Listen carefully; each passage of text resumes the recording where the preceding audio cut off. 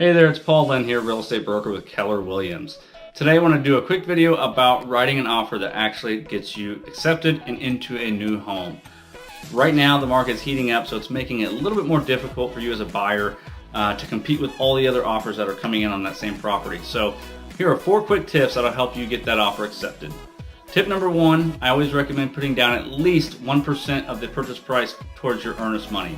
So if it sells for $100,000, you put down $1,000. If you can afford to put down more and you really like the property, I would recommend doing that. That'll at least show that you're very serious and it'll help your offer stand out. Tip number 2, I always recommend trying to find out when the sellers would like to move and try to cater your offer towards their moving date.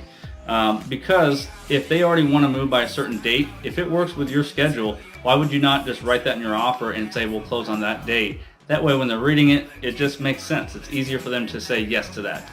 Tip number 3, I always recommend working with a local lender.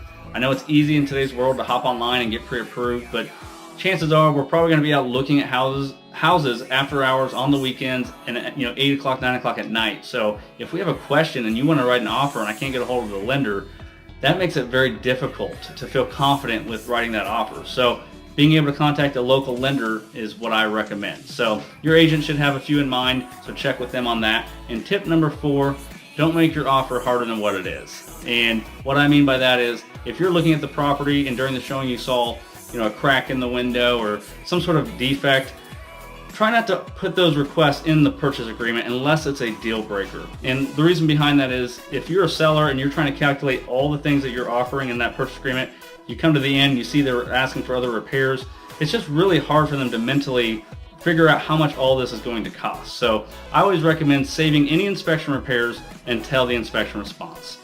Those are 4 quick tips to help you get your offer accepted. If you have any other questions, feel free to comment on this below or send me a message on Messenger and we will go from there. Thank you.